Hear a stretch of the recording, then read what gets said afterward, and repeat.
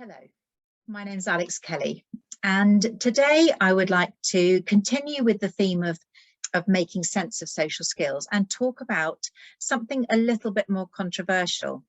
I'd like to talk about social skills and sex, or actually more specifically, is there a difference between men and women and their social skills? You know, when you ask people, most people tend to agree that there is a difference in the way that a man communicates and a woman communicates. But this isn't popular in some circles, but it is something that comes up a lot when I'm training. But you may not agree with what I'm about to say. Don't worry, we can agree right now to disagree. It's all okay. And, you know, when I talk about men and women, it doesn't necessarily mean all men and all women. Some of us will not fit this theory. So again, don't worry, but this one might definitely divide the crowd. So why do most people think there is a difference between the way that men and women communicate? Is there a biological reason for the difference? Well, let's start with the difference between boys and girls. Well, we know that all children are different. You know, I have 3 boys, and I can tell you now that what I learnt from having my first son really didn't help me at all in bringing up or having sons number 2 or 3. You know, they all walked, talked, and behaved so differently. So, you know, children can be very different.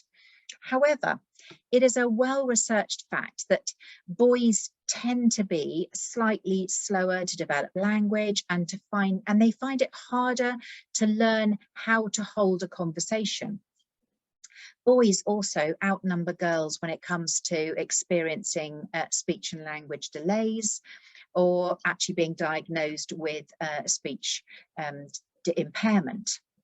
Some recent research points to testosterone being a factor, but there is also a difference in our brains, and that's actually what I would like to talk about today. So, a little bit about the brain. So your brain has 2 hemispheres, and I'm going to do this really simply, but simply put, the right side is the creative side, and it controls the left side of your body. And it's where your brain stores and controls visual information as one of the things. The left side controls logic, reason, and speech, and the right side of your body. And this is where language and vocabulary are stored. So in 2001, researchers from Harvard found that certain parts of the brain were differently sized in men and women. Men generally have bigger brains, they've got more cells and more brain tissue, but there are parts of the brain that are bigger in men and parts that are bigger in women. And that actually can affect what we're good at. So for example, the parts that are responsible for problem solving and decision making tend to be larger in women, but parts that are involved in space perception and the parts which regulate sexual and social behaviour are larger in men. But the 2 areas, the differences that I think are most interesting when we think about social skills are the following. Your corpus callosum is the bit in the middle that connects the 2 hemispheres. And it's been found that it's a bit bigger in women, which in theory means that women can transfer data between the 2 hemispheres just a bit quicker than men. Also, men tend to be more left-brained, while women will use both sides at the same time more frequently. The other thing that we know is that women have a larger deep limbic system, which means that women tend to be more in touch with their feelings and have an increased ability to bond and feel connected to others. It also means that women have a better sense of smell, which is interesting, but not maybe relevant to our social skills. So what does this mean in terms of our social skills? So if we have slightly different brains, what does that mean in terms of actually developing and using social skills?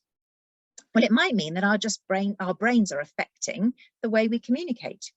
If someone, usually a man, is listening to spoken language more with the left side of their brain, they may miss out on some of the visual information that would be seen in the right hand side of the brain.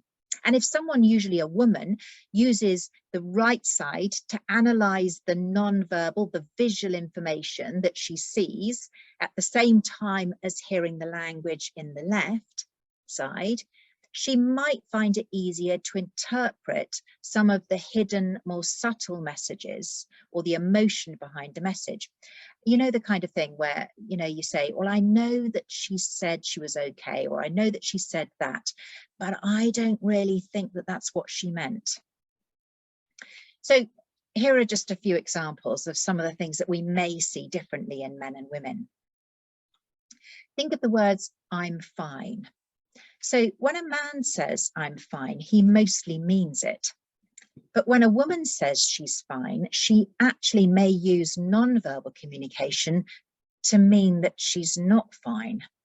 She's actually using other forms of communication to actually say, no, she's far from fine, actually. The trouble is that if the person listening to her say, I'm fine, just hears the words and doesn't use the non-verbal information, actually, they will just hear she's fine. So actually this can cause conflict. And if it's happening to you with someone that you know, my advice would be to try and say what you mean.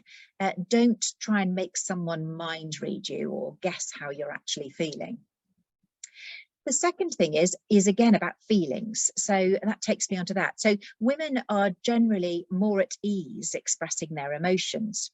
We use lots of superlatives, metaphors, and generalizations to help us. You know, for example, you never listen to me.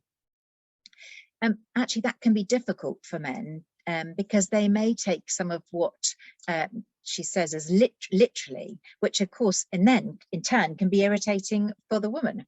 So if you're a woman and this is happening to you with someone you know, try and think about how much and what kind of language you use, and do remember that some things may be taken literally.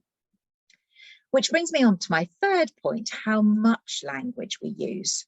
You know, women tend to use lots more words than men. We fill the space with more language that actually to the man is unnecessary. Men tend to be much more succinct and their language is much more functional. But of course, both of these can be irritating to the other. But if we have an awareness, then that can help. You know, my husband, Brian, has on occasions described my ability to talk to him as painful, especially if I talk when he first wakes up or comes in the house. You know, it's difficult to hear, maybe, but important if I want my marriage to work. And finally, listening. You know, actually, if we may listen quite differently. If a woman is listening, they may use more of their right side of their brain to try and work out what's going on emotionally.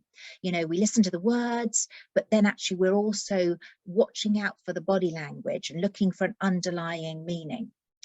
If a man is listening, they may just concentrate on the words being said. They may use their left side and not look out for the non-verbal message, which is maybe why women rate eye contact as more important than men.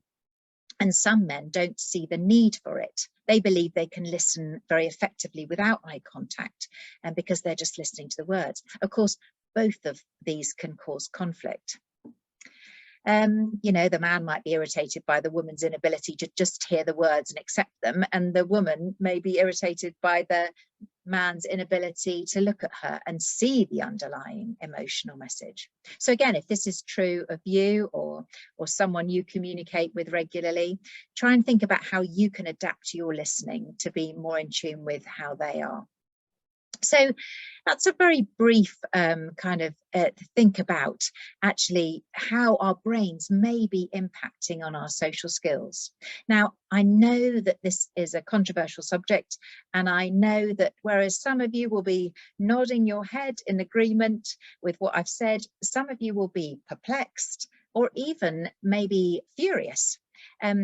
I know that some of you will not agree with the research behind the male-female brain, and that's okay. I just happen to be in the camp that believes there can be a difference between some men and some women. But it's good to be open to other theories and to read what other neurologists say. So don't take my word for it, and please do let me know what you think.